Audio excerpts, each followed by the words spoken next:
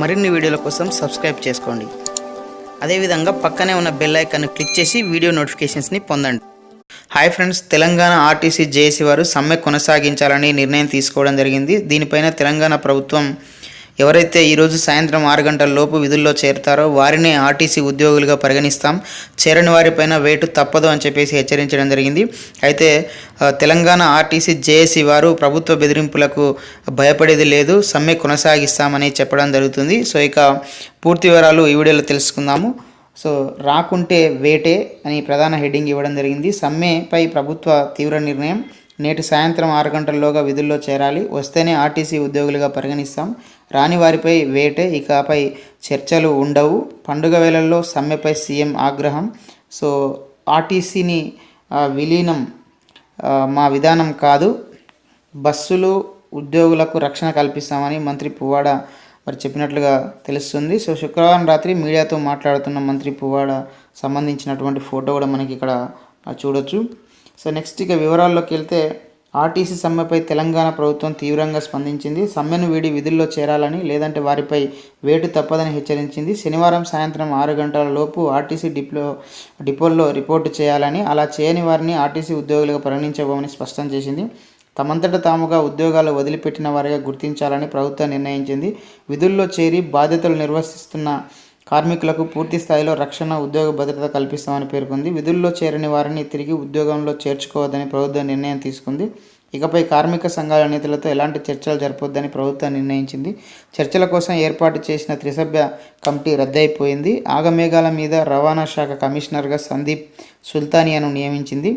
సమ్మెపై CM ఉన్నత స్థాయి సమీక్ష నిర్వహించడం జరిగింది.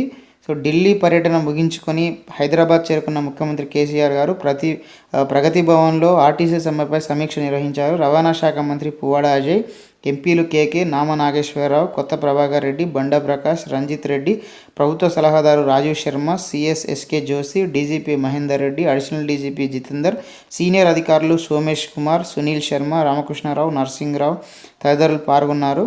ఆర్టీసీ ఏదైతే మనకు కార్మిక సంఘాల ప్రతినిధులతో జరిగిన చర్చల వివరాలను త్రిసభ్య కమిటీ సభ్యులు ప్రభుత్వానికి నివేదించారు. కార్మికుల డిమాండ్ల పరిష్కారానికి ప్రభుత్వం సిద్ధంగా ఉందని తెలిపిన కార్మిక సంఘాల నేతలు సమ్మెకే మొగ్గు చూపారని వివరించారు. ఆర్టీసీలో సమ్మెను నిషేధిస్తూ ప్రభుత్వం ఉత్తర్వులు జారీ చేసిందని, దీన్ని ఉల్లంఘించి సమ్మె చేయడం చట్ట విరుద్ధమని తెలిపారు. సో మరి కఠిన చర్యలు తీసుకోబడతాయని కూడా మనకు పేర్కొనడం జరిగింది. ఆర్టీసీ సమ్మె విషయంలో అధికారులు చట్ట ప్రకారమే నడుచుకోవాలని సీఎం కేసీఆర్ ఆదేశించారు. ఆర్టీసీ యూనియన్ నేతల ఉచ్చులో పడి కార్మికులు సంస్థకు నష్టం చేయొద్దని, ఉద్యోగాలు పోగొట్టుకునే పరిస్థితి తెచ్చుకోవద్దని సీఎం హెచ్చరించారు. కార్మికుల డిమాండ్లపై ఇకపై ఎలాంటి చర్చలు ఉండవని స్పష్టం చేశారు. ఆర్టీసీని కాపాడేందుకు ప్రభుత్వం ఎంతో చేసిందని, కానీ కార్మికులే ఆర్టీసీని ముంచే పని చేస్తున్నారని, ఇక ఆర్టీసీని కాపాడటం కష్టమని పేర్కొన్నారు. సో ప్రత్యామ్నాయ ఏర్పాట్లపై దృష్టి సారించినట్లు తెలుస్తుంది. ఆర్టీసీ సమ్మె నేపథ్యంలో ప్రజలకు ఇబ్బంది కలగకుండా ప్రత్యామ్నాయ ఏర్పాట్ల గురించి కేసీఆర్ అడిగి తెలుసుకున్నారు. ఆర్టీసీలో 10,000 బస్సులు నడుస్తున్నాయని, ఇందులో 2,100 అద్దె బస్సులేనని అధికారులు చెప్పారు. 5,000 మంది తాత్కాలిక డ్రైవర్లుగా చేయడానికి ముందుకు వచ్చారని చెప్పారు. దీంతో 7,000కు పైగా బస్సులు నడిపే అవకాశం ఉందని పేర్కొన్నారు.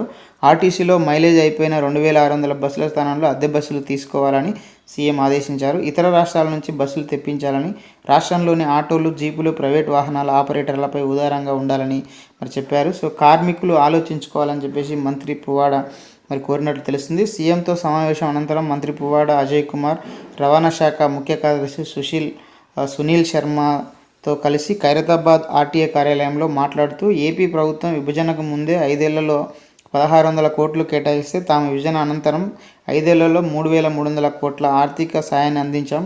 కార్మికులకు మునుపెన్నడూ లేనంత 43% ఫిట్మెంట్ ఇచ్చాం. ఐఆర్ 16% ప్రకటించాం. 4,768 మంది కాంట్రాక్టు కార్మికులను రెగ్యులరైజ్ చేశాం. ఆర్టీసీని రక్షించుకోవాలి. యూనియన్ల స్వలాభం కోసం అమాయక కార్మికులను తప్పుదోవ పట్టిస్తున్నారు. ఆర్టీసీని ప్రభుత్వంలో విలీనం చేయడం మా విధానం కాదు, మేము అసలు అలాంటి హామీలు ఇవ్వలేదు. మేము ఇవ్వని హామీలను అమలు చేయాలనడం అసంబద్ధం. కార్మికులకు ఇదే చివరి వార్నింగ్, దయచేసి సాయంత్రంలోగా విధుల్లో చేరండి అని మరి మంత్రి కోరడం జరిగింది. సో అదేవిధంగా అడ్డుకుంటే కఠిన చర్యలు, అంటే ఎవరైతే మరి ఇప్పటి వరకు 7,000 వాహనాలను సేకరించాం. 2,100 ప్రైవేటు బస్సులు అందుబాటులో ఉన్నాయి. 2,600 అద్దె బస్సుల కోసం శనివారం నోటిఫికేషన్ విడుదల చేస్తాం. ఓలా, ఉబర్, సెట్విన్ సర్వీసులను వాడుకుంటాం. ఛార్జీలు తగ్గిస్తామని వారు హామీ ఇచ్చారు. సమ్మె కారణంగా ప్రతి 5 నిమిషాల కోసం ఉండే రైలు ప్రతి 3 నిమిషాలకోసారి తిరిగేలా చూడాలని కోరాం. 325 ఎలక్ట్రిక్ బస్సులు కూడా తీసుకుంటాం. విధుల్లో ఉన్నవారిని ఎవరైనా అడ్డుకుంటే కేసులతో పాటు తీవ్రమైన చర్యలు తీసుకుంటాం. దాడులు చేసినా అడ్డుకున్నా కఠినంగా వ్యవహరిస్తామని సునీల్ శర్మ రవాణా శాఖ ముఖ్య కార్యదర్శి గారు మరి పేర్కొనడం జరిగింది. సో అదేవిధంగా మరి ఆర్టీసీ జేఏసీ వారు దీనిపైన స్పందించడం జరిగింది. ప్రభుత్వ బెదిరింపులకు భయపడేది లేదు. సమ్మె విషయంలో ప్రభుత్వ ప్రకటనపై జేఏసీ స్పందించింది. ప్రభుత్వ బెదిరింపులకు భయపడేది లేదని, ఏ ఒక్క కార్మికుడు విధులకు హాజరు కాడని ఆర్టీసీ జేఏసీ నేత అశ్వత్థామరెడ్డి అన్నారు. మా ఉద్యోగాలు పోయినా పర్వాలేదు కానీ సమ్మె చేసి తీరుతాం. పువ్వాడ అజయ్ కుమార్ ఇప్పుడు మాట్లాడుతున్నాడు. సకల జనుల సమ్మె విషయంలో ఆయన పాత్ర ఏంటి?